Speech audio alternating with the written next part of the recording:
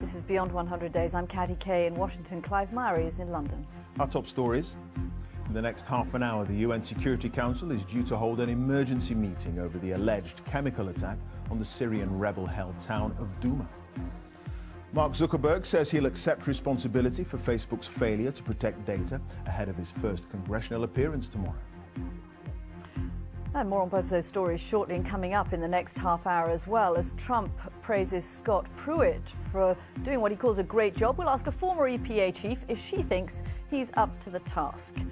And 20 years ago, the Good Friday Agreement brought Northern Ireland from conflict to peace. Will it now survive the Brexit talks? Let us know your thoughts. The hashtag is Beyond 100 Days.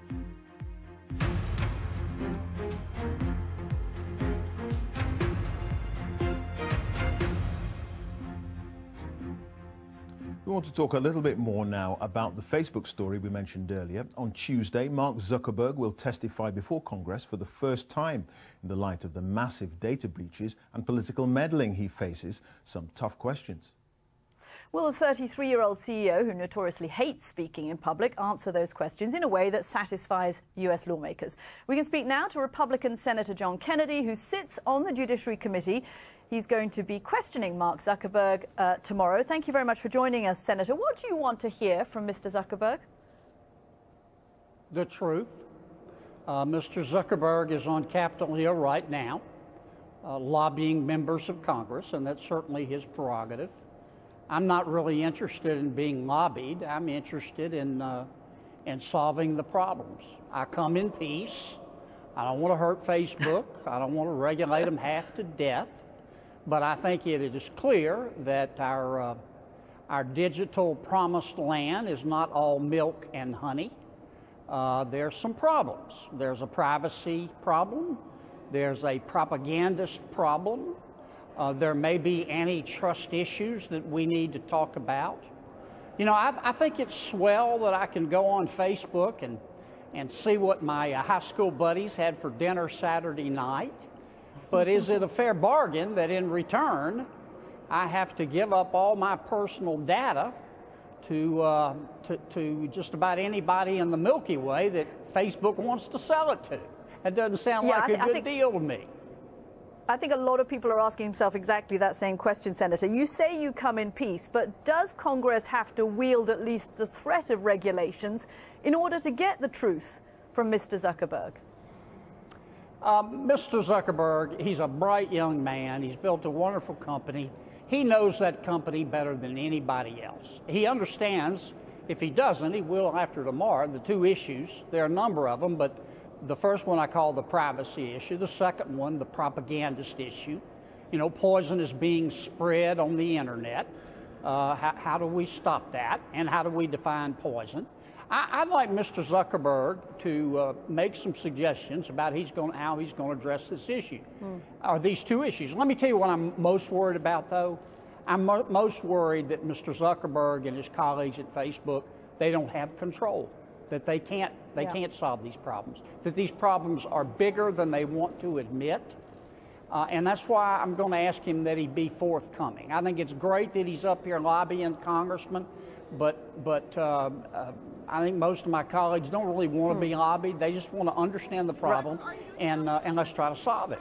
Okay, Senator, what about the responsibility on the part of users to have read the terms and conditions and to have got up to speed with the suggestion that nothing's for free and that their data was part of the deal? Well, that's a very salient point. But step one is, do people really understand what they're giving up? I mean, have you looked at the service agreement for Facebook? It would certainly help if they would write it in English as opposed to Swahili. And maybe instead of us just opting in and saying, okay, here I am, you can use all my data however you want, maybe we should have a right to say, no, I want to opt out. I want to opt out. And if you want to sell my data, how about asking my permission first? And by the way, that's me you're selling. That's I'm the product. Do I get a portion of the revenues? I mean, I'm not suggesting that. I'm just saying these are the kind of issues we need to talk about. Another very important issue. Facebook says very confidently, we know everybody who's advertising on our platform. Do you really? Then how come you let the Russians do it? How come, if you really know? I don't think they do know. That's why I'm worried that these issues are too big for them. All right. Okay. Well, if it's too big for them, then maybe you might have to intervene. Senator John Kennedy, Republican on the Judiciary Committee. Thanks for joining us. You bet. So interesting. Well, it is fascinating, absolutely fascinating. And that appearance tomorrow is going to be gripping television. Now, the ongoing drama that is the Trump administration, the latest flashpoint centers on the future of Scott Pruitt, who heads the Environmental Protection Agency. He's under a lot of pressure for having a very large security detail, taking first-class fights, even reassigning staff who question him. Mr. Trump came to Mr. Pruitt's defense this weekend, saying he had even received death threats because of his actions at the agency, and so he needed that extra security. Well, one person who knows Mr. Pruitt's job very well is the former head of the EPA in the Obama administration, Gina McCarthy. She joins us now from Boston. Ms. McCarthy, if you had done the things that Scott Pruitt had done as head of the EPA in the Obama administration, would you have kept your job? This behavior would never have been contemplated, never mind tolerated, in the Obama administration. What Scott Pruitt has done is really a breach of the public trust. It would never have flown, and I would have been out on my butt right away without question. Is there one particular thing that you think has been particularly egregious?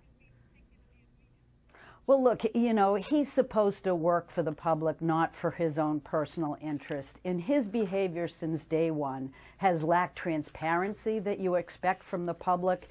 He has, instead of embracing the science, he's been attacking the science. You know, instead of following the law, he's been taking shortcuts.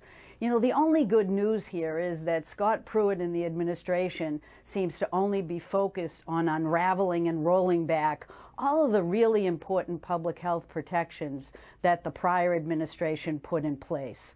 So the good news is here that he is not effective in his position because he's attacking the science, because he's denying the law, because he's simply making pronouncements. He's a very long way from unraveling or rolling back any of those significant protections, including the most important climate actions that the prior administration took. So while his behavior is terrible in terms of his ethics, it's also he is acting in a very ineffective way. And when he's been challenged in courts, the courts have actually come back and told him he's not doing things right. Gina so McCarthy, in some ways, it's good news for all of us. Sure. I mean, it's interesting, isn't it? Because a lot of people on the right, a lot of Republicans point to him as being perhaps the most effective cheerleader for rolling back regulation and red tape and so on in the Trump administration. But you're suggesting that he's done nothing of the sort. Well, he's definitely a cheerleader, but the cheerleaders are on the side of the court. They're not the ones playing the game. And so as a person who has done rules myself, they're hard to do and they're equally difficult to undo. And he has not taken the time to learn. He's not worked with the career staff. He's not paying attention to science, law, and data. And all of his pronouncements are simply cheers. They are not substantive efforts to undo anything. But he has been effective in convincing the president that he should not continue with the Paris Climate Accord. He's now talking about loosening emission standards on vehicles and so on and so forth. I mean, the potential is there to roll back all those measures that you and President Obama managed to put in place. So while the rhetoric may be in place now, the actions could come later. Well, I think it's really important to understand that we do need federal leadership, that I disagree with the agenda of this administration. But I think the important message that I'm trying to give is that we're a long way from undoing rules that were done in accordance with the law, that were done thoughtfully and with a transparent public process. In the United States, it's not good enough to make a pronouncement. We are a country of laws. They have to be followed, and the check on that is going to be the courts. and absolutely nothing, no rule that was in effect in 2016 when the Obama administration left, none of those rules have left the books today. They are still on the books. So while he may be trying hard, he is not succeeding. Gina McCarthy, thanks very much indeed for joining us, formerly administrator at the EPA. Now, the alleged chemical weapons attack in Syria on Saturday has drawn international condemnation. Just to recap, reports suggest dozens of people were killed in the town of Douma, though Moscow claims there's no evidence of such an attack. It's a baptism of fire for President Trump's newly appointed national security advisor. This is his first official day in the role. John Bolton has previously threatened to fire missiles to punish President Bashar al-Assad. People are going to be watching very carefully to see whether he lives up to those promises. Joining us now from San Francisco on how the team may address the situation in Syria is former advisor to President George W. Bush, Ron Christie. Ron, my friend, you know how important it is in any administration. You worked in the George W. Bush administration to be able to manage the boss. John Bolton is in sync on policy and nationalist sentiment with President Trump. Can he manage him? Well, Katty, my friend, it's good to see you here from the Golden State. It really depends on the relationship that Mr. Bolton has with the president. The National Security Advisor has one of the most difficult jobs in an administration.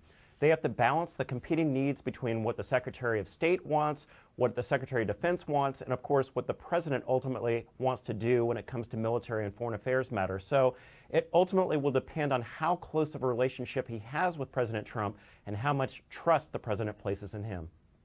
Yeah, I can't remember. He was ambassador to the United Nations. I can't remember, Ron, if that's exactly when you were, at the time you were in the Bush administration. But he is known to have a pretty explosive personality. He can be abrasive, John Bolton. I think he once suggested actually I should be fired on air. He's joining the ranks of Christian as well. Clive will probably be there by the end of this programme. Do you think that's going to be a problem, though, given that Trump himself doesn't really like people to tell him no? Well, he was appointed UN ambassador right after I left, but having served on a board with him for several years, Katty, to call his personality and his temperament explosive is probably being a little bit on the polite side of things. Oh. His fiery nature, I think, is going to get under the skin of a lot of people. He was very, very popular with President Bush initially, and they realized, hey, wait a minute, we might have a little bit of a renegade on our hands. So, yeah, it's going to be interesting to see how he gets along with his colleagues and whether they will follow his leadership. Ron, my friend, it's Clive Myrie here in London, and it was good to see you in Memphis last week, by the way. Absolutely. Mr. Bolton is very hawkish when it comes to Russia. How do you think that squares with the president's attitude to Russia? Well, Clive, good to see you. Always enjoyed to sit down with someone over barbecue in Memphis, so it's good to see you on this side of the pond. How is this going to jibe? I think that President Putin has now recognized... Katty, we can't help ourselves.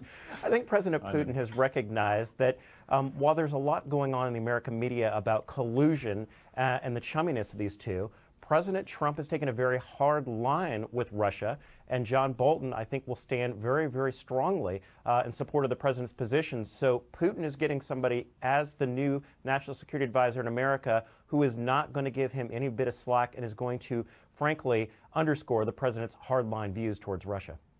It was a great barbecue as well, Ron. Good to see you. Thanks for joining us. Good to see you, too. We had a couple of beers as well.